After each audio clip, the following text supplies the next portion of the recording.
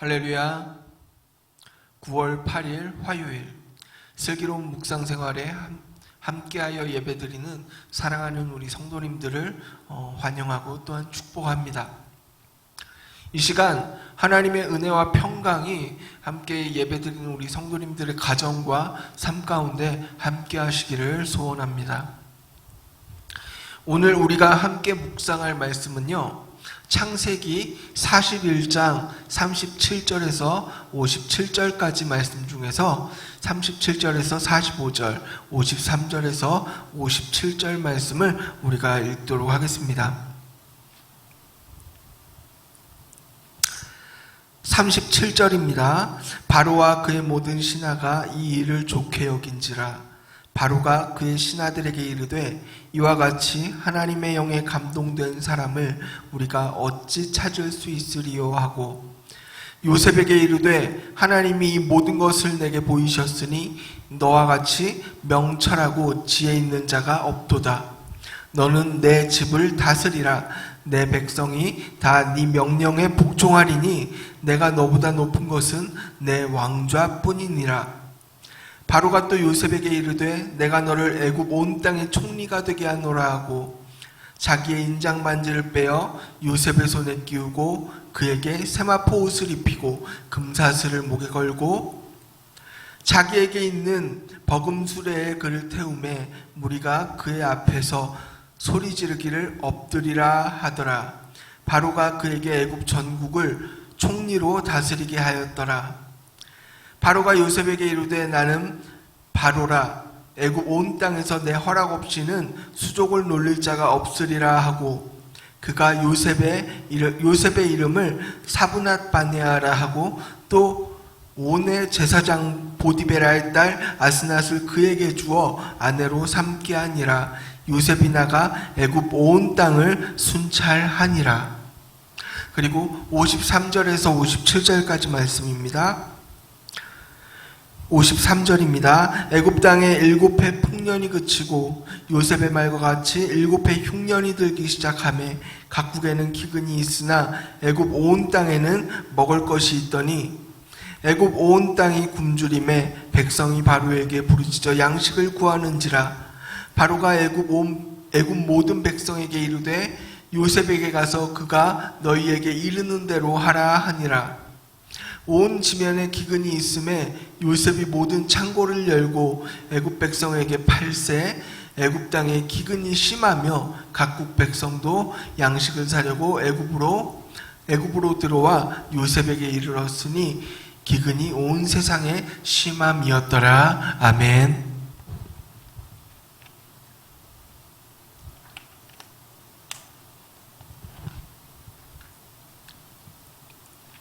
할렐루야.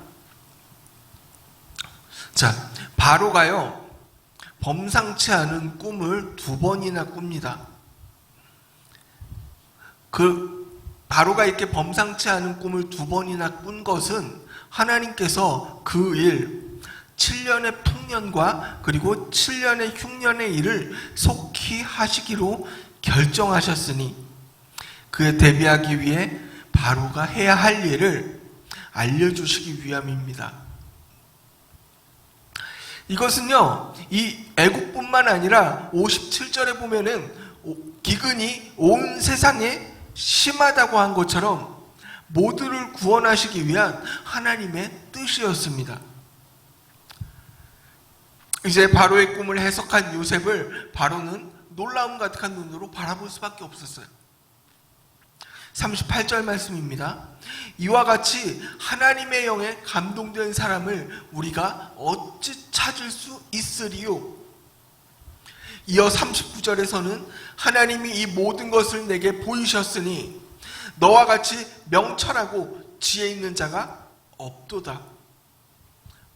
바로와 그 모든 신하들이 요셉을 총리로 임명하는데 이의를 달지 않고 이제 요셉이 드디어 애굽 전역을 다스리게 됩니다. 우리가 요셉의 살아온 길을 보면은요, 너무나 드라마틱하지 않습니까? 형들의 미움을 받아서 미디안 상인에게 팔려서 보디발의 집으로 팔려가서 노예가 되었습니다. 거기서 잘 지내는가 싶었는데 이 보디발의 아내의 유혹을 거절했다가 억울한 누명을 쓰고 옥에 갇히게 되고, 거기서 술 맡은 관원장과 떡 굽는 관원장의 꿈을 해석을 해줍니다. 그리고 이제 그로 인해서 바로 앞에 서게 되고, 이제는 이 바로의 꿈을 해석해주고 애굽의 총리가 되었어요. 이와 같이 요셉이 형통한 이유가 뭡니까? 그것은 바로 하나님께서, 여호와께서 요셉과 함께 하셨기 때문입니다. 39장 2절 상반절입니다. 여호와께서 요셉과 함께 하심으로 그가 형통한 자가 되어. 5절 하반절입니다. 여호와께서 요셉을 위하여 그 애굽 사람의 집에 복을 내리심으로. 21절 22절 여호와께서 요셉과 함께 하시고 그에게 인자를 더하사 간수장에게 은혜를 받게 하심에 간수장이 옥중 죄수를 다 요셉의 손에 맡김으로. 23절 이는 여호와께서 요셉과 함께 하심이라. 여호와께서 그를 범사에 형통하게 하셨더라. 노예의 신분까지 떨어졌다가 애굽이라는 나라의 총리 2인자까지 올라갑니다. 요셉이 애굽의 총리가 되었을 때 그의 나이가 몇 살입니까? 30살이었어요. 말씀을 준비하면서 이 총리가 되었을 때 요셉의 나이를 보니까요, 이번 21대 이 국회의원 중에 최연소 의원이 누군가 한번 찾아봤습니다. 그랬더니 정의당의 유호정 의원이 29살로 제일 어리더라고요. 전 세계 지도자 중에 최연소 장관을 찾아보니까 아랍에미리트의 22살 여성 샴마 알 마즈루에였습니다.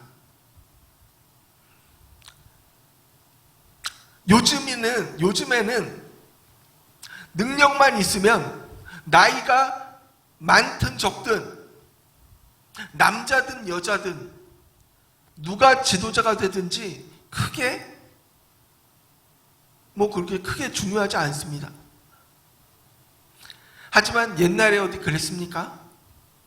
혈통이 중요하고 태생이 중요하고 가문이 중요하고 출신지가 중요하고 전쟁에서의 공로, 전공이나 인맥이 중요하던 시절입니다. 애굽에서의 이 요셉은요, 일단 이방인이에요. 이방인에게 관직을 주는 것도 참 어떻게 보면 애매합니다. 거기다 감옥에 있었으니 지금 요셉의 신분은 죄인입니다. 그 전 신분은 아무리 이 애굽의 친위대장 집의 총무였다고 해도 어쨌든 노예였습니다. 노예예요. 사람의 눈으로 봤을 때 관직을 주더라도 중요한 고위직을 좀 기대해 볼 수는 없는 신분이라는 거죠. 아무리 좋게 말하려고 해도 설명이 안 됩니다. 이해가 안 돼요. 무슨 만화나 소설에서나 볼 수 있는 그런 얘기 같습니다. 그러나 하나님께서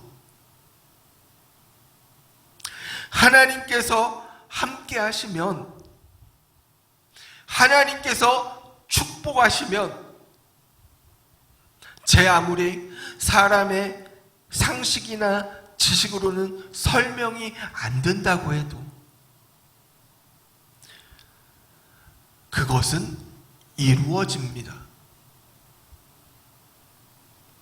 불가능한 일들이 가능해집니다. 이해할 수 없던 것들이 이해가 되고 설명할 수 없는 것들이 설명이 된다는 것입니다. 할렐루야. 이 모든 것이 하나님께서 요셉과 함께 하심으로, 하나님께서 함께 하심으로 요셉에게 복을 주시고 또한 그를 형통하게 하셨기 때문입니다. 하나님과 함께하는 삶은 복된 삶입니다. 하나님과 함께하는 삶은 형통한 삶입니다. 하나님과 함께하는 삶은 불가능한 것들이 가능해지는 삶입니다. 기적과도 같은 삶입니다. 이런 마치 어떤 이 판타지 소설이나 영화와 같은 그런 삶이 바로 하나님과 함께하는 삶이라는 거예요.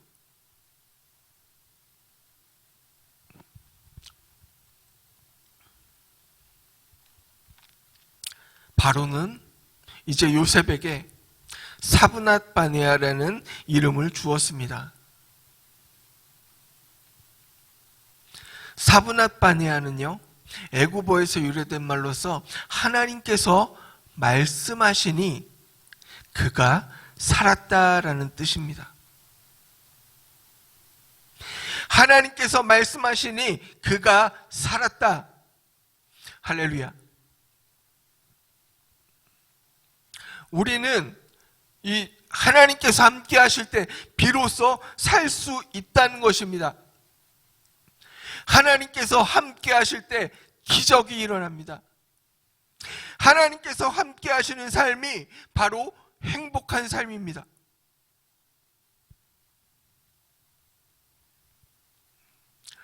하나님께 평화와 안식, 기쁨과 행복이 있습니다.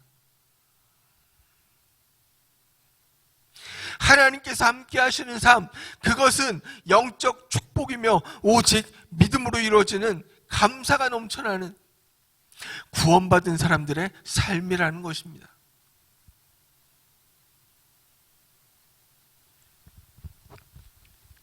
오늘 사모하는 마음으로 함께 말씀을 묵상하는 우리 사랑하는 성도님들의 삶이 하나님과 함께하는 삶이 되어 하나님과 함께하는 형통한 삶이 그런 형통한 삶을 행복을 누리며 살아가는 믿음의 성도님들 되시기를 주님의 이름으로 축원합니다. 우리가 이 시간 함께 기도하길 원합니다. 먼저 오늘 말씀을 생각하면서 하나님과 함께하는 하루가 되기를 소원합니다. 모든 것에서 하나님의 말씀에 맞춰 생각하고 결정할 때에 하나님의 형통케 하시는 은혜가 있을 줄 믿습니다. 둘째로 현재 상황을 생각하면서 우리 숭인교회가 나눔과 섬김의 선교적 교회가 되어 이웃과 열방을 섬기고 다음 세대와 함께 북한과 이스라엘 열방을 품고 중보하는 교회가 되게 해달라고 기도하시고요. 코로나19 바이러스로 많은 사람들이 고통받고 있는 현재의 상황을 바라보면서 보이지 않아도 믿음으로 섭리하시는 하나님의 손길을 보게 하시고 주님께서 우리의 기도를 들으셔서 코로나19 바이러스부터 우리를 지켜주옵소서 기도해 주시기 바랍니다. 최소 5분 이상 기도하신 후에 자유롭게 돌아가시기 바랍니다.